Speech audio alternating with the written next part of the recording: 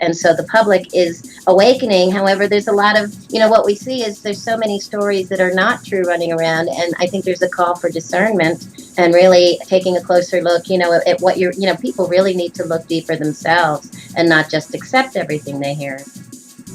The mistake here, in my opinion, happened because the person who wanted to find the answer didn't realize or didn't put in his mind like how the eras come up on each other like a succession of ages.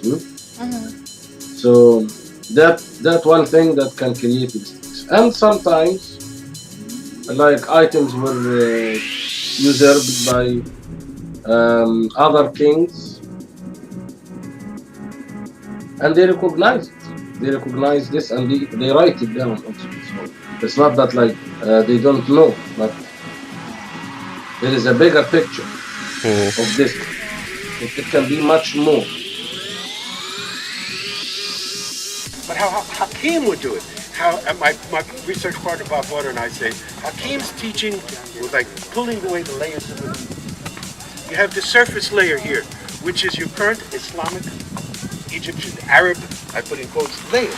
Then you peel away that layer, you have a Coptic Christian layer. You peel away that layer, you have a Roman layer.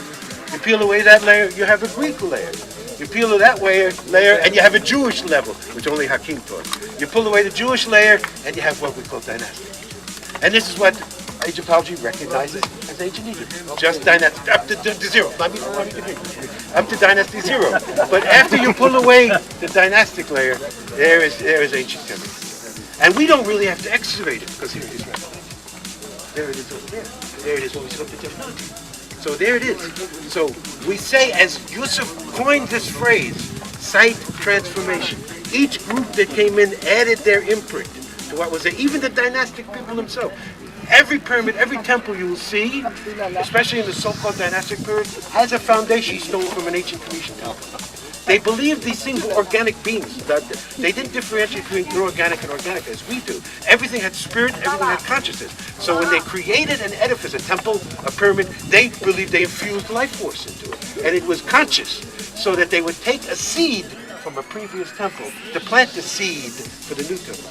So wherever you go, we look, as Yusuf is a genius, 3 stones: rose quartz, basalt, calcite. That is ancient Kemet. That was not dynastic stones. They did not work with those stones. So you'll see things brought. You'll see, like we go to Karnak, you'll see a great alabaster altar as soon as we come in. That's that there. That was taken from an ancient temple. Always taking things from the old, putting the new. They did it throughout the 4,000 years of this civilization. Always taking from the old, putting to the new. So what we talk about is site transformation. All that came in, the Greeks, the Romans, everybody, the dynastic transformed. And this is why we say you cannot date the sites by what is written, because the writing could be thousands of years later. We'll prove it in the survey. We'll prove it in many places to show you the writing is crude compared to the incredible text. In my opinion, he can recognize more than just translating writings, because we know that translating writings is not the accurate 100% source to date and relate artifacts and sites, because they can be added, and they were added in many different terms. So why not all them? So why not even all them? And what I really resonate is like you always encourage you and all the chematology school just to go to travel yourself and visit places and also feel the energy and be there, not only see images and stuff, but also go there. The understanding of alchemy and how you need to look at our reality from every aspect. We tend to divide our study, our field of study, into separate fields: biology, physics, mathematics, sacred geometry. And alchemy itself is when you combine these fields, you have a total understanding that in each and every one of these fields gives you the same, it's the same understanding. It's all fractal. It's all telling you the same story. And so you need to actually understand it from every single perspective from all of these fields. And this is basically what the alchemy of the netters here in Egypt, the netters being the gods and goddesses, this is what they represent. It's the alchemy of the nature of our reality.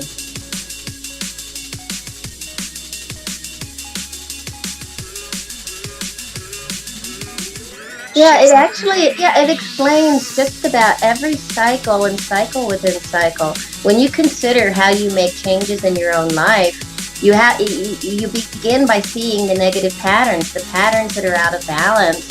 And, in order to make a change or move into a new cycle of being, you have to break those patterns. And how do we break them? It's destruction.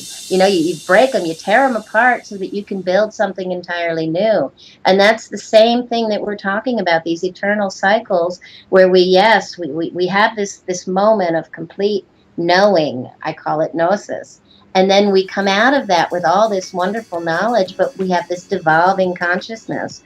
And then we fall into this field of separation, the Kali Yuga, as you mentioned, or in Egypt, they call it the cycle of Amen. This is the night cycle. And then as you come out of that, in order to break that cycle, there has to be this fierce destructive, and Sekhmet actually represents those fierce destructive rays of the sun, which actually affects the Earth's vibration and therefore causes these volcanoes. This is like even the plasma events that Dr. Robert Schoch speaks about, or the big solar flares that we speak about. These affect the Earth's vibration. And so, yes, this is the volcanoes and the earthquakes, and this is what needs to happen in order for the Earth to heal and then begin again a new cycle, a new beginning and a whole new field of energy after a great healing, which is the story of Sekhmet and Ptah and Nefertum.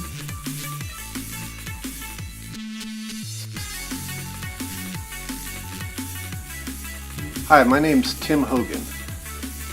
I have been lecturing over the years on the symbolism and esoteric practices associated with alchemy, and particularly its association with Freemasonry and the Western Mystery School tradition.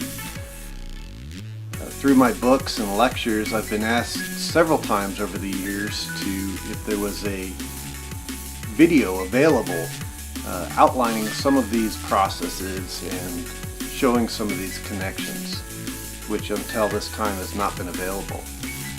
However, it's my great pleasure that we can now make this video available, and hopefully it can bring light into your path and to your lodge.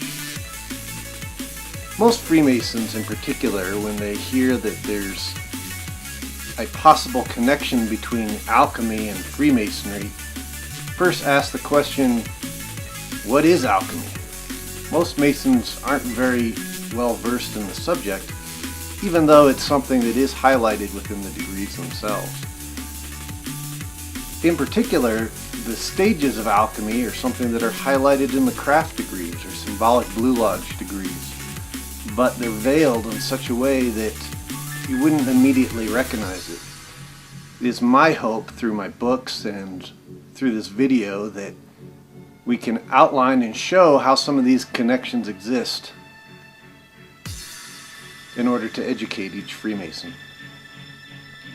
Freemasonry actually has a long history of involvement with alchemists from its earliest stages.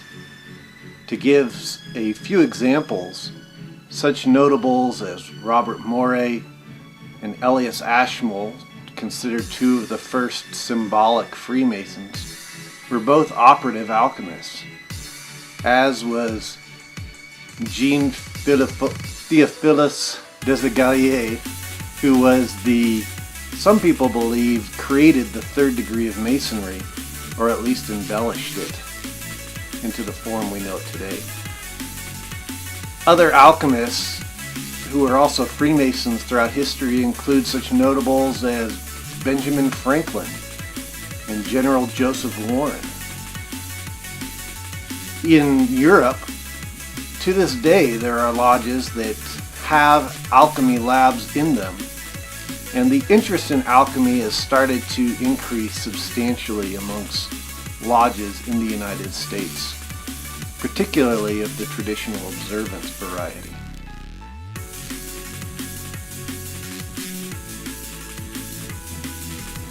In ancient Egyptian myths, this was where the primeval sun god, the wandering Atum or Ra, found his stable resting place. The stationary spot in the sky was the apex of a mountain of fire and light, wind and water, the pillar and support of the sky. The Egyptians called it Akhet, the mountain of fire and light. Of the creator Atum, the coffin texts say, the great God lives, fixed in the middle of the sky upon his support.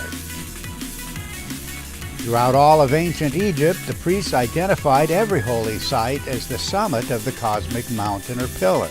The priests of Karnak symbolically located their temple on the venerable hill of primeval beginning. The priests of the Edfu temple recalled the first occasion in the high hill at the beginning of coming into existence. In the language of the ancient culture, such phrasing meant the first appearance of the cosmic city, or temple, or kingdom, the model for sacred construction on earth. This remarkable idea was already in place at the birth of Egyptian civilization. The oldest texts in Egypt, the Pyramid texts, speak of the primeval hill of the land in the midst of the sea, the cosmic waters, whose hand no earthlings have grasped. Through images and texts, the Egyptians personified the heaven-reaching pillar as the god Shu, remembered as both a cosmic column and the support of the divine habitation. And it was more. The Egyptians also described Shu as a luminous, etheric column of wind, water, and fire rising from below to vivify the dwelling of the gods. In ancient Mesopotamia, the priestly traditions described the god Enlil as the pillar of the sky, naming the god as the great mountain stretching between heaven and earth. Exactly in the fashion of the Egyptian Shu, Enlil signified a visible, etheric wind joining the two worlds. This is not something disputed, though of course a column of air or wind functioning as a pillar will always appear as a conceptual absurdity, but only until we meet the archetype in its own terms. The cosmic mountain, in its diverse mythic content, always suggests a progressively evolving dwelling of the gods resting upon the cosmic column. With the passing of the myth-making epoch, the absence of this original referent in the sky changed everything.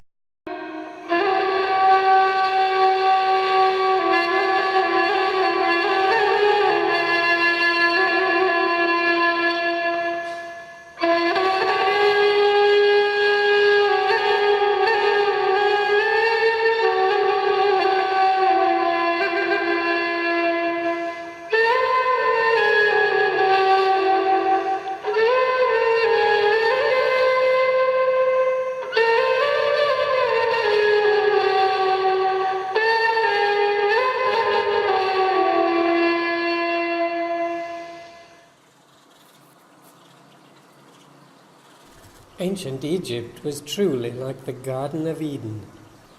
Its great abundance of food and livestock raised on the most fertile soil on earth. A unique desert climate without rain but amply watered by the Nile. And from under the earth treasures like gold and precious stones, with a wide choice of material for building and carving. Its extraordinary level of wisdom and spiritual understanding has never been surpassed. Yet today its monumental legacy is known to precious few, as the truth still lies buried beneath not sand, but layer upon layer of false beliefs. Even if you know nothing about ancient Egypt, for sure you've heard they had many gods whom they worshipped. That belief was a cover-up, started long, long ago with biblical stories like the worship of the golden calf, and continues even today through the mistranslation of a single hieroglyph, Netta. The word Netta is still largely unknown because it's usually translated as gods. And from that stumbling block, an entire world of falsification developed, which has corrupted the true integrity of the ancient teaching. The Egyptians never had multiple gods, let alone worship them. But they did know a lot about cosmic law and order, which is closer to the meaning of the word netters. And reading the images and text that way, an entirely different picture begins to emerge, a picture that unveils the profound mystical understanding behind their ancient teaching.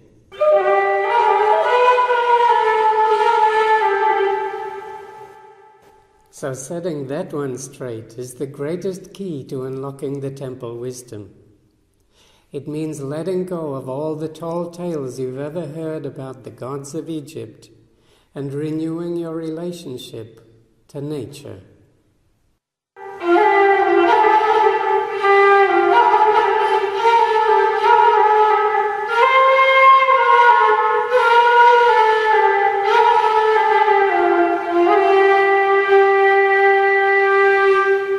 You see, many people have forgotten the immense power and majesty of nature.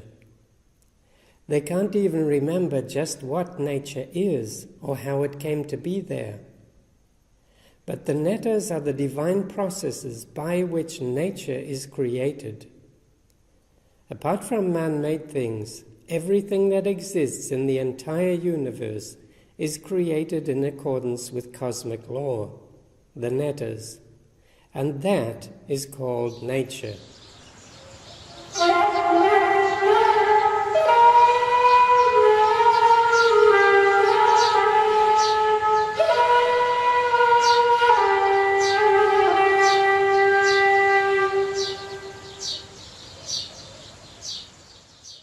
The Egyptians believed that everything was created by a unique, all-powerful source of conscious energy, which they called Ra. They also believed that as the creator, Ra made the creation according to cosmic law and order, which they called the netters.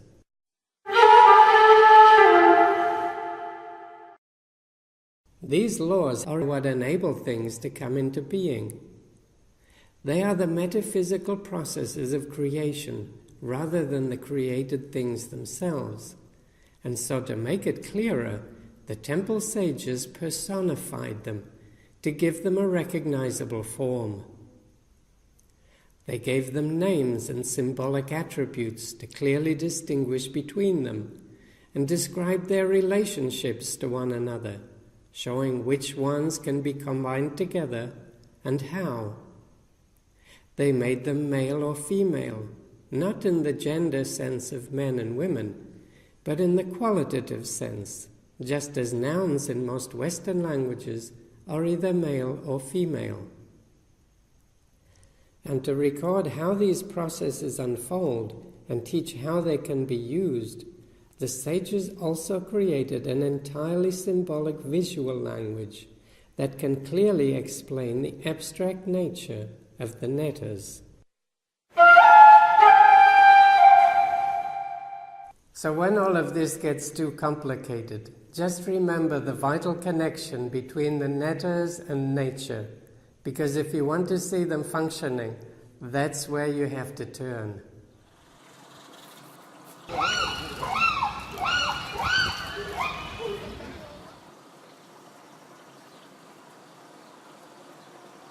You cannot actually see the netters, but you can find their traces in nature, where cosmic laws are constantly in motion, making sure things get done behind the scenes. And this is where the knowledge of the temple sages excelled, in observing and recording the miraculous nature of how things work, not only on earth, but throughout the universe. And they left their records inside the temples.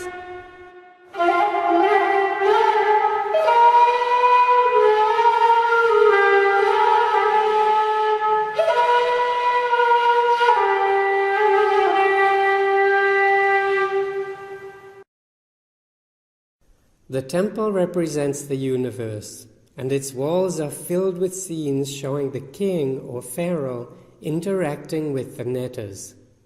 In other words, getting involved with cosmic laws. These laws are in operation both within you and throughout the whole of creation. Each scene is a masterpiece of sacred art that takes place outside of space and time and contains multiple meanings that can be read on many different levels. Here's a typical scene showing the king with the netter Amun. The first thing to understand is that symbolically the king is you and not some historical figure from a distant past. Secondly, notice how the face of the netter closely resembles the face of the king, often forming a mirror image of it. This is to make it clear that the netter or divine element he has summoned is both within you and without. There are even some rumors that in the lodges of Wolfgang Amadeus Mozart, there was an operative lab that was used regularly. So therefore it's important that we examine alchemy, how it could possibly be associated with the craft itself, and what its origins are. We find alchemy being mentioned in the earliest texts of human civilization. It was certainly a science that was propagated by the ancient Egyptians, the ancient Chinese. You find it in Babylonian myths, in the Greek societies. Philosophers like Aristotle were advent proponents of alchemy. Some even believe that Alexander the Great discovered the grave of the patron saint of alchemy, Hermes Trismegistus. And Aristotle helped him to understand how his famed emerald tablet worked. We find alchemy incorporated later on into the Gothic cathedrals of Europe. Some people have speculated that the Knights Templar themselves were students in studying alchemy and inherited these texts from the Muslims of the Holy Land during the Crusades, and people like the Druze and the Sufis and the Sabians. We also find alchemy associated with people like Sir Francis Bacon, and later with the development of the Royal Society, where people like Sir Isaac Newton studied alchemy and who worked with people like Robert Boyle to develop alchemical operations. So whether we're looking to ancient origins of Masonry, to the Knights Templar, to the Elizabethan court, or even to the Royal Society, as many Masonic historians have done, everywhere we turn, including with the very cathedrals themselves and those who were building them, we find the science of alchemy being emphasized again and again and again. Therefore, it's imperative as Freemasons that we study this art and see how it can be related to our degrees. As you may see, that the secrets to alchemy may be the very stone that the builders rejected when it comes to the Masonic craft. Consciousness, and they're readily available to be used once you know how.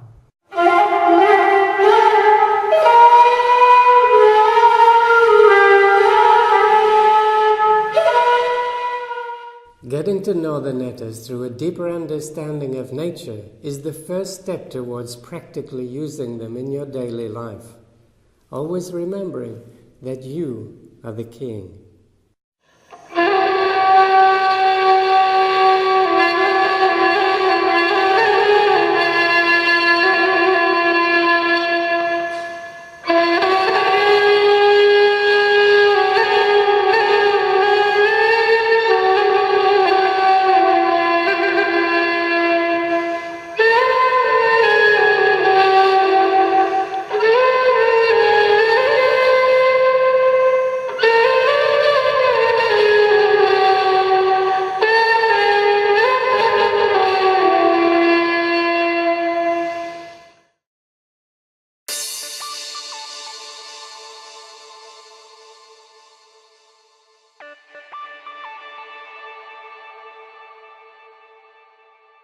one of the extraordinary things I find about the misconception of the idea of Egyptian or Kemetic religion and or spirituality is that many people here in the West seem to feel that I guess we seem to incorporate our idea of divinity, the anthropomorphic, the God in the sky with the beard looking down at us, onto other religions throughout time and throughout localities of the planet. But that's not necessarily true with the Egyptian or Kemetic cosmology. Can you explain what is the difference between the Kemetic netters and our idea of what the Western idea of what God is? Well, it's funny. We often call Egyptology's view of the Egyptian symbolism and gods and goddesses and mythologies a Greco-Roman mythology, because it really isn't based on a foundation of truth. And what we've learned from the indigenous oral tradition and from researchers and experts in their field like Hakim or Abdel Hakim Alian, my husband's father, is that it truly, the entire collection of symbolism and mythologies, and of course the netters, which is what the ancients called this pantheon of gods and goddesses, is really, when combined together, that it describes the nature of our reality, how we migrate through eternal cycles where our very consciousness rises and falls. And what I'm discovering through worldwide research is that the ancient mythologies worldwide reflect the same thing. So it's an interesting journey. So what you're saying, that through your research, you're seeing a parallel in the idea that these are merely symbolic, whether it be symbols and or entities to describe, the universal mystery, I guess, for lack of a better term. Well, yeah, what they are really is aspects. They together that form a map of the nature of our reality. The netters themselves, there were originally 360, and there were 180 female and 180 male. So you can see the perfection in that. You're looking at degrees along a circle, which is basically full circle capability in a way. Their frequencies, their tones, their colors, their aspects of what we really are. What we experience in this physical realm is not really real, as we've been told by our physicists, especially our quantum physicists. Mm-hmm. And so the ancients knew this. And we believe this knowledge was derived from a very ancient and far more advanced, both spiritually and technologically, civilization that passed this down in the form of symbolism for us to somehow learn and decipher what we're experiencing here for ourselves. And yes, I do see this mirrored throughout many different civilizations. I've met contacts in Australia. Stella Wilden has been a receiver of a wealth of knowledge, star lore from the Aboriginal tribes, or the original people of her area of Australia, which is the mid-eastern coast. Mm-hmm. What she teaches totally mirrors what I've discovered. And I've seen the same reflections in Peru and Bolivia and basically throughout, everywhere throughout Europe, England, and even here in the Native American mythologies, here in the States and both, in the Americas. It's profound. Mm-hmm. Oh, yeah. Therefore, come with me. We will go into the lab, and I can show you how these things relate. Welcome to a pretty typical alchemy lab. What I'm going to do with you now is I'm going to walk through some of the processes of alchemy and show how they may in fact relate to the craft, so that you can have a better idea of how this works.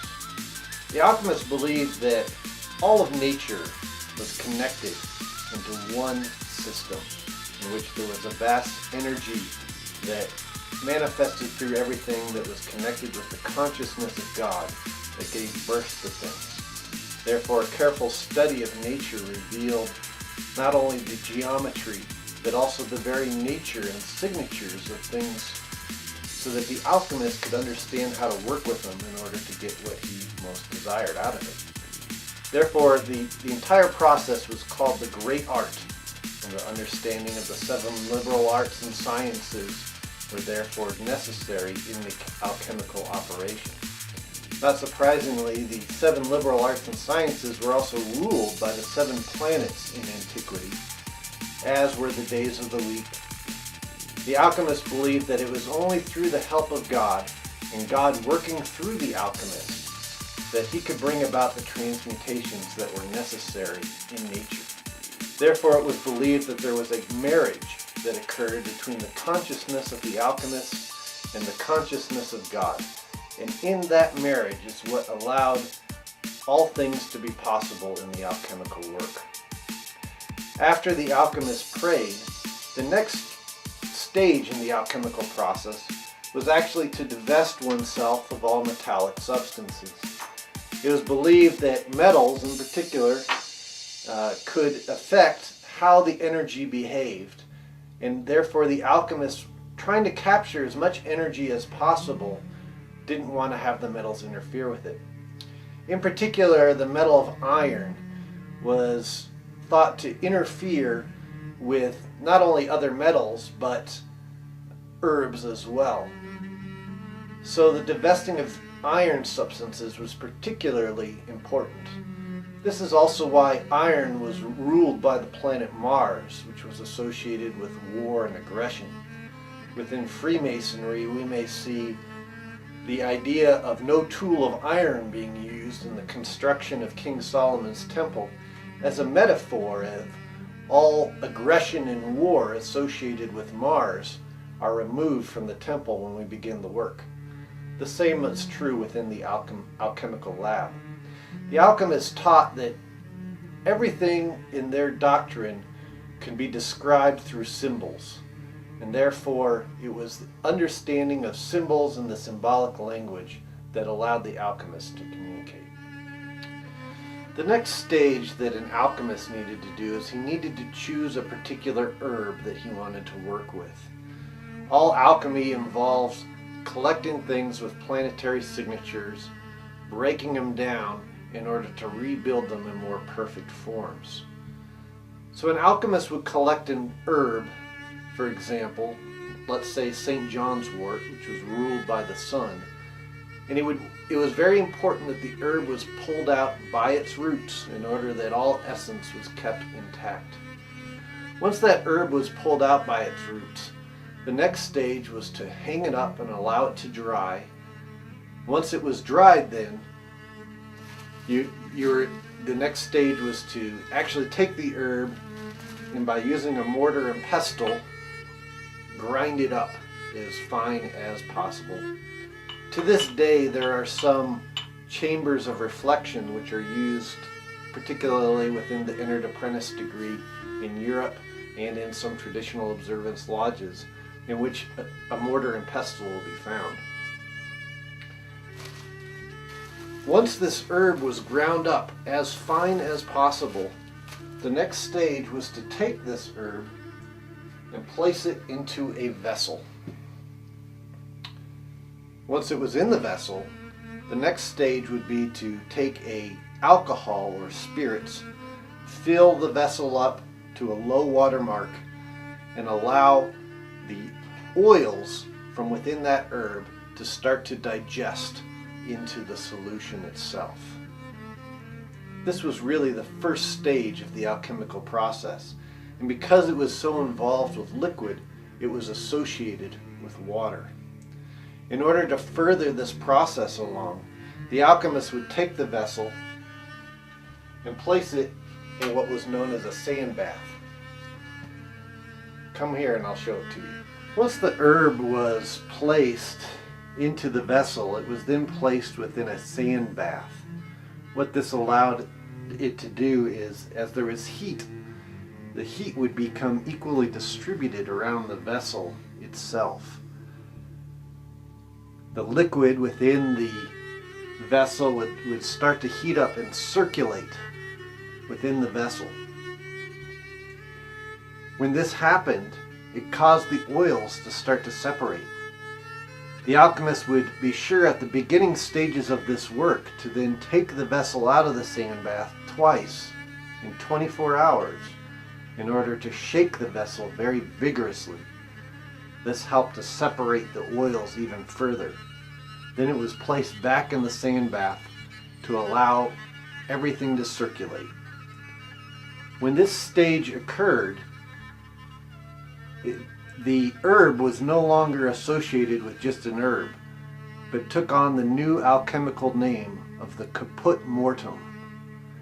Caput mortuum literally means dead head, and it was sometimes symbolized in alchemical texts by a skull and crossbones.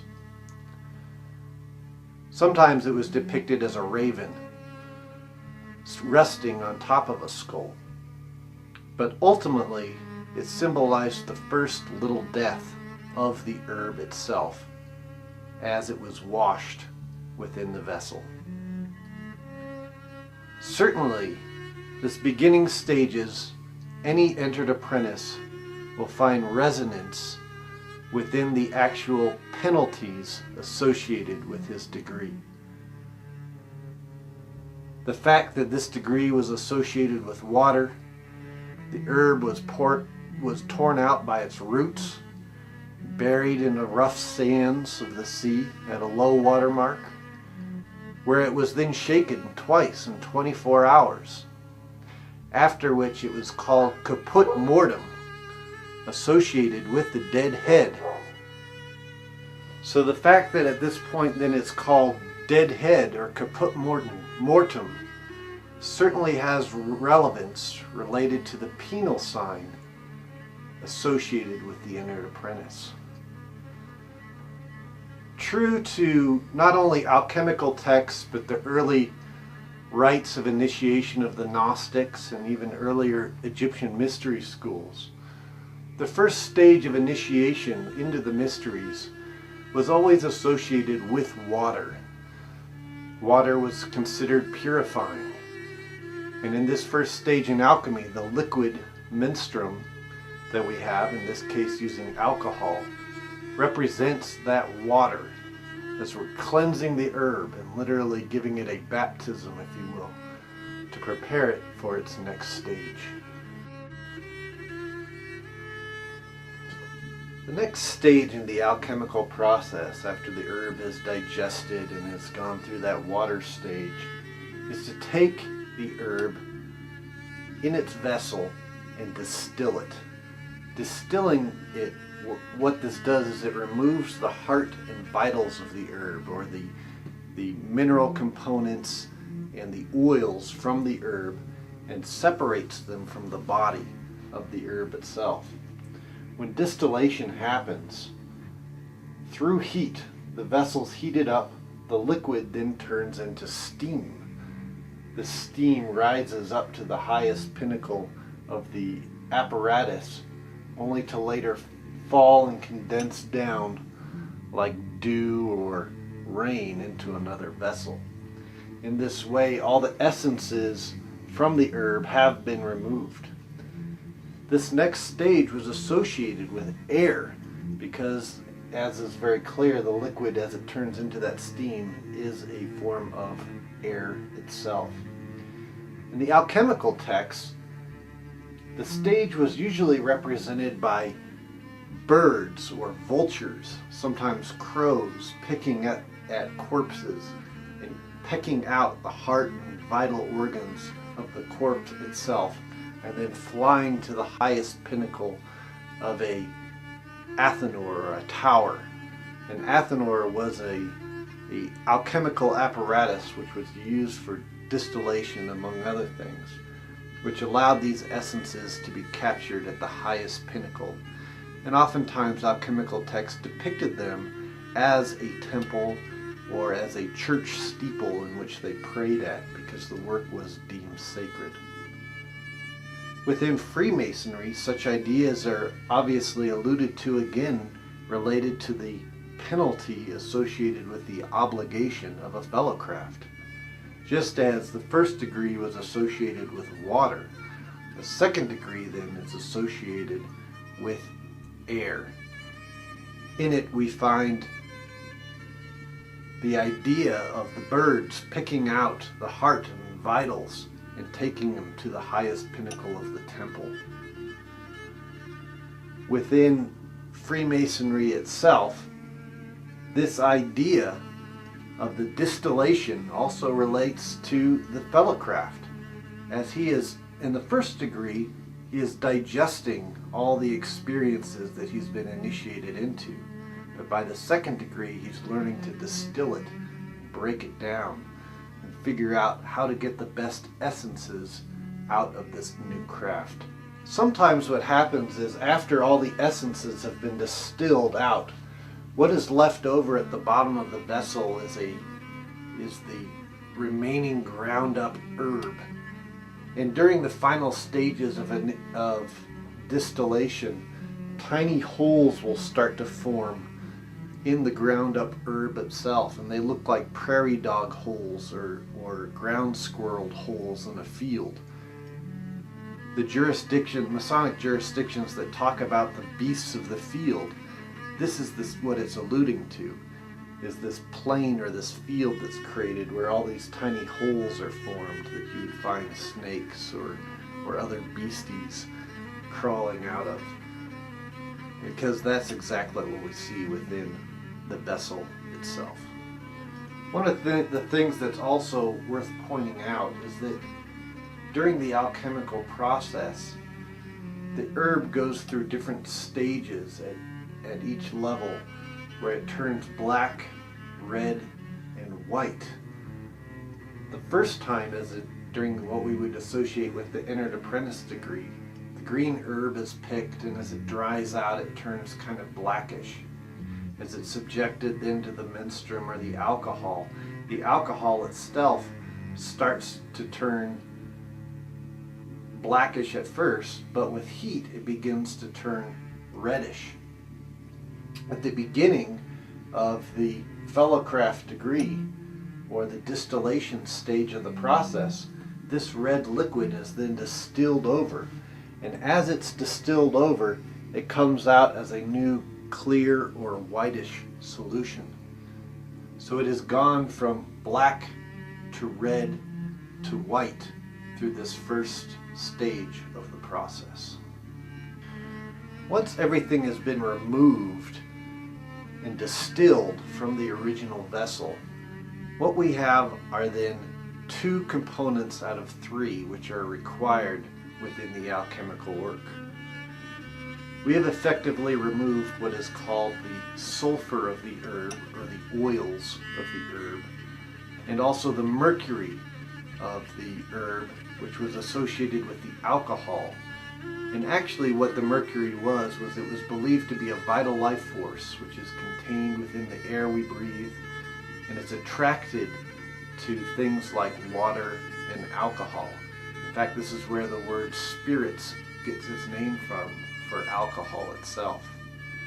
So we have captured the mercury and the sulfur. There is one final element that we need to capture though, which is called the salts of the herb. And ultimately it was believed that the salts, the sulfur, and the mercury could be recombined in order to form a perfect stone. In alchemical texts, the salts were usually associated with corn or wheat. Since corn or wheat is a main body that's made up of all kinds of little seeds or little parts, just like matter itself can be broken down to all these little grains of the secret alchemical salt. The sulfur was associated with oil because it was the actual oils from out of the herb itself.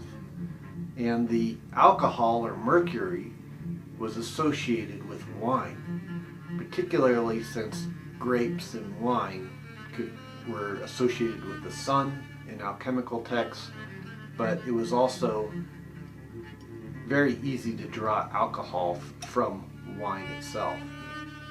So corn, wine, and oil then would go together to form a perfect stone, or salt, sulfur, and mercury, just like we find in cornerstone ceremonies within Freemasonry itself. In order to extract the salts, however, we needed to pull them from the bowels of the original vessel that we were distilling.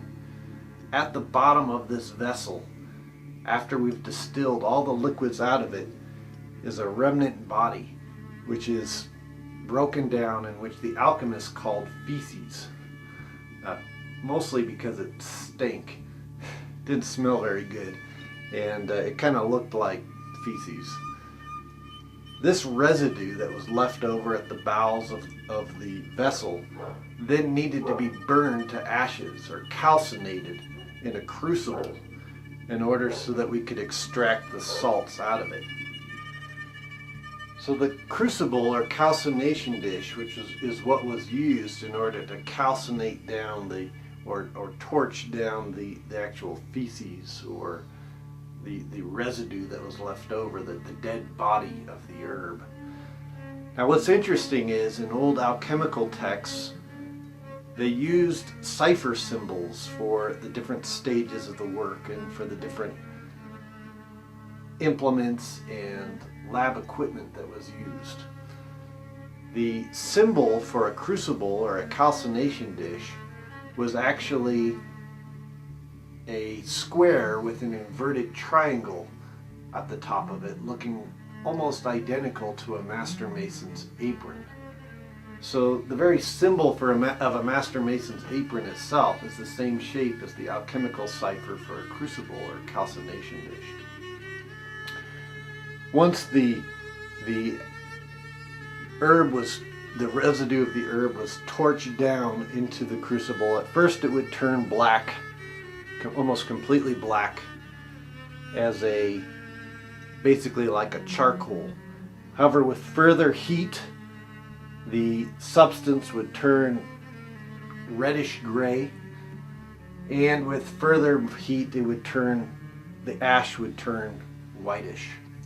Once the alchemist got to this stage of calcinating it from black to reddish gray to eventually white, he knew that he could then extract secret salts out of that gray ash. The secret salts came in two forms. There was a soluble secret salt and an insoluble secret salt, but both appeared as a bright white substance.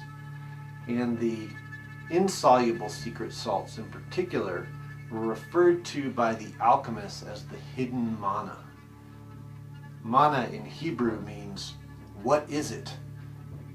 And it was associated with this name of mana because alchemists were having no way of detecting what this substance was that they ultimately got out of the body of the herb. Now the process of calcinating it down and then eventually raising these white salts, or the secret salts, also known as the hidden mana, out of it, was called raising the herb. And through this process, it was believed that by then recombining the white secret salts with the sulfurs and the mercury, you can bring the herb back to life in a new and more potent and glorious form with all impurities removed. In order to extract the mana, or the secret salts, it was important that the ash was subjected to certain acids and alkalis in order to purge the salts from the body that was containing it. Even within the ash itself, it was still containing the hidden mana and the secret salts. So very corrosive processes needed to happen in order to liberate this secret salt. One of the important themes associated with the Master Mason degree is this element of fire. Again, within the penalty itself, we have the association with fire. However, we should also not underestimate the figure of Tubal-Cain within the Master Mason degree, who we are informed invented metallic operations by fire. Also, it's important to note that within Freemasonry, in order to truly raise a brother, it's important to put oneself in the grip of a lion's paw, or what is also sometimes called an eagle's claw. The lion's paw is associated with the hand placed in this position. This is important because within alchemy, or within the Hebrew mysteries, this was the shape of the Hebrew letter Shin, which was associated with fire in the Kabbalah.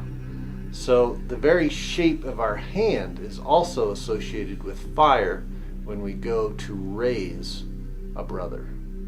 So once the ashes have been cleaned and cooked in acid, the next stage was to go ahead and try to extract that mana from it, which is what I'm trying to do right now.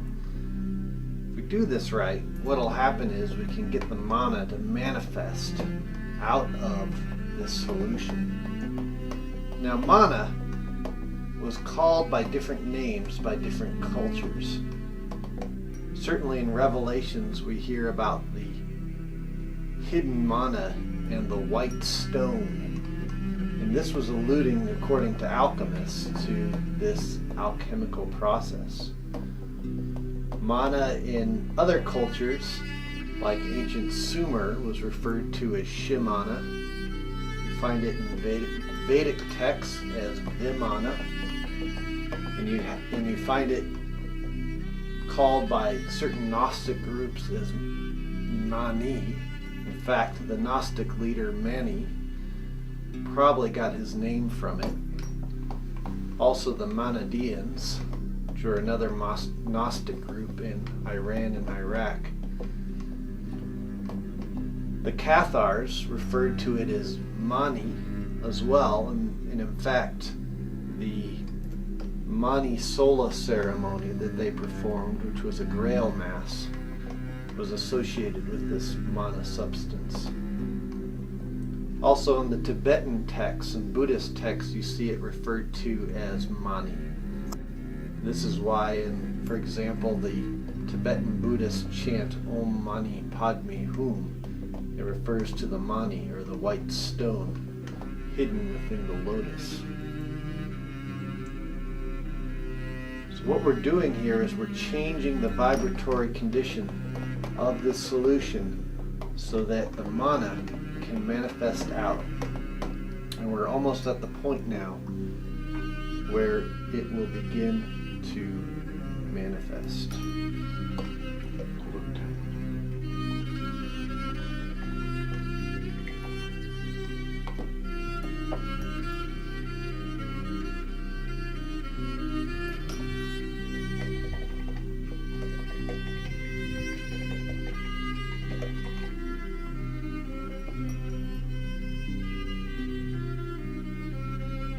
Here we go. We'll start to see now it appears as a white fluffy substance. Almost looks like, it will look like clouds or like stars in the vessel. The Essenes referred to it as the semen of God. But it'll manifest out as this white substance. Now as we allow it to settle, you'll begin to see that mana start to settle out and form.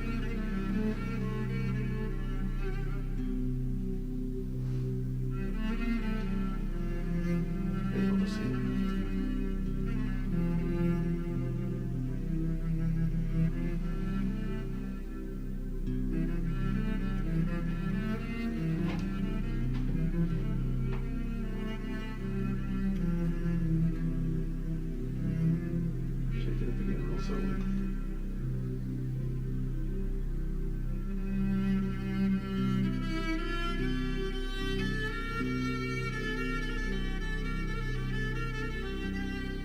Once the mana has formed, it's still in a poisonous solution, and that solution needs to be cleansed in order to get a purified mana out of it.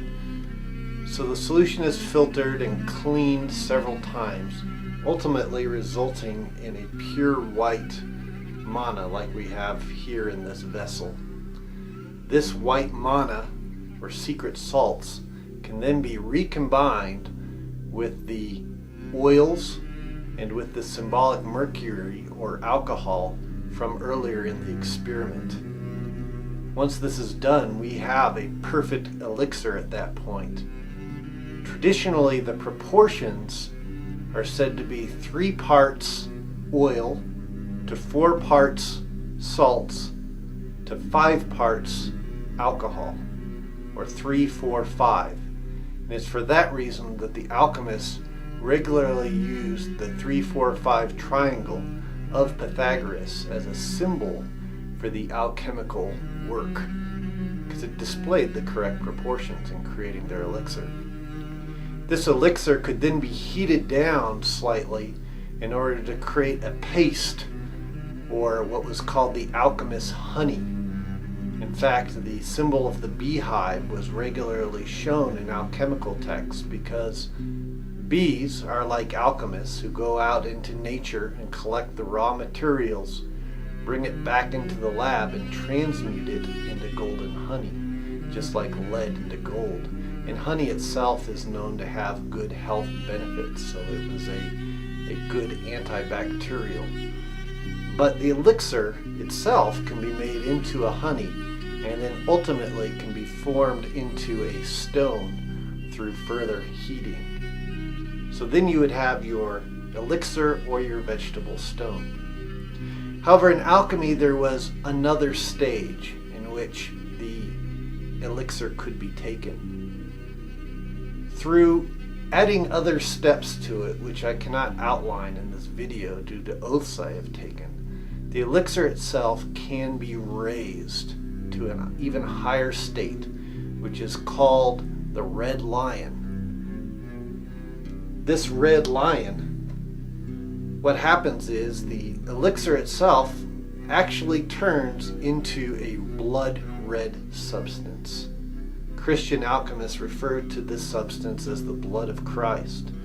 And some people believe that the original communion, at least some alchemists believe that the original communion, Christian communion, consisted of this blood red substance, which does taste a little bit like blood, and the white manna, which were the original blood or wine and bread or body of Christ. In the earlier Egyptian mysteries, it was known as the blood of Osiris. This special substance was deemed to be able to heal any part of the body, and it was associated with the Holy Grail itself. In fact, the earliest mention of the word Grail goes back to ancient Sumer, where it was referred to as Graal, and this alluded to the alchemical science. This red lion could then have a special process to it where an acid was added to it, which would actually transmute it one more time and turn it into what was known as the white eagle stage in alchemy. This white eagle substance, which looks very much identical to mana, has the ability to transmute base metals into gold itself. So the two forms of the Philosopher's Stone in this capacity then are the red lion and the white eagle. And so in Freemasonry, when our brother is raised by the lion's paw or the eagle's claw, alchemists, like myself, certainly believe that this is alluding to the final stage of raising the substance to that perfect stone. Now it should be pointed out that along the stage in forming this perfect stone, there are certain hallmarks within Masonic ritual. One is associated with the wheat of corn hanging over a water ford. We are told that the word shibboleth has come to mean a sheaf of corn hanging over a water ford. But this doesn't mean that it has always meant this. In fact, in Greek, the word sibboleth actually means to revere a stone. So even in this word itself, we have allusions to a stone. I should also point out that in the ancient Egyptian tongue, we find not only the mana of the Hebrews, but we find the ma'at, what was known as the ma'at or the ma'a, which meant truth. The ma'at or the ma'at was the goddess who represented truth and who weighed the scales at the end of one's life to determine one's virtues before they were raised from the dead. Add to this what was known as the ben, which meant both truth and stone in Hebrew. And the ma'at ben was in fact the truth of the stone, or the truth of light. If you take this word of ben and put it backwards, you get the word neb, which is the Egyptian word for gold. So in this was encoded an alchemical doctrine which some believe has been passed on to this day within Freemasonry itself. So I hope seeing some of these alchemical processes can help to make associations between the actual degrees of Freemasonry, Masonic ritual, and the alchemical process. It should be stated that there are many more symbols found within Freemasonry that relate to alchemy. The fact that, for example, the entire alchemical process goes through the stages of turning black, red, and white 3 times. So it's 3 times 3 changes, which some jurisdictions will recognize as the grand honors of Masonry. Other symbols in alchemy included the use of Noah's Ark, because the story of Noah went through the progression of the elements, from starting with water, the great flood, to air associated with the birds that were let off, the doves that were let off into the air, to finally the landing of Noah and the burnt sacrifice associated with fire. Some of the other symbols that we do find within Masonry and alchemy include the very symbol of what was called the squared circle itself. The square always represented things material, and the circle represented things spiritual. Therefore, the squared circle was a symbol for the philosopher's stone. And of course, the symbols that we use to make a squared circle is a square in order to make a square, and a set of compasses in order to make the circle. So the very square and compasses that we find within Freemasonry itself alludes to this idea. Other symbols include the point within a circle, which to the alchemists was a cipher symbol for both gold and the sun. And it also had Kabbalistic references. So everywhere we turn within Masonry, we find these alchemical ideas.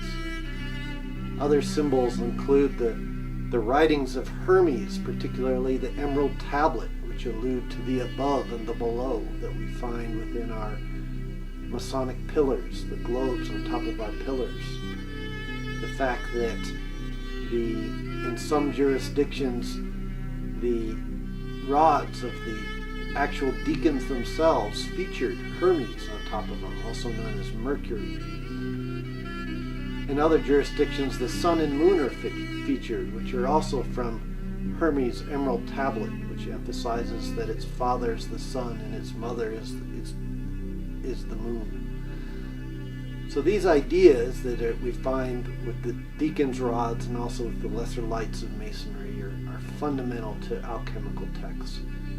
Alchemy further extends into the other rites and bodies of Masonry, between the Scottish Rite, which talks about Masonry many times throughout its degrees, particularly the 27th degree in the southern jurisdiction of the Scottish Rite, and in which the 32nd degree brother receives a black hat. The Knight Commander of the Corn of Honor receives a red hat. And the 33rd degree brother receives a white hat, which emphasizes the colors of Masonry. These ideas are further emphasized in the York Rite, particularly in relation to mana, which was said to be stored within the Ark. And of course other Masonic bodies like the Masonic Societas Rosicruciana, for example, cover alchemy quite a bit within their grades. So everywhere within Freemasonry itself can be found these ideas, but because few brothers have studied the science and the subject of alchemy, few brothers have been aware of this connection. I hope seeing some of these connections in this video has helped you to see the connection that exists and has always existed between alchemy and Freemasonry. A general study of it can lead one to not only a general sense of mastery within the craft itself, and hence the Master Mason becomes a true master craftsman, but it can also lead to the study of other esoteric disciplines that were associated with alchemy, like sacred geometry, the study of Kabbalah, the study of Gnosticism and the Gnostic doctrines of uniting one's consciousness with the bigger consciousness of the world. All these things play into alchemy just as they all play into alchemy, or into Freemasonry itself. I hope this has been enlightening and has provided further light for you on your quest.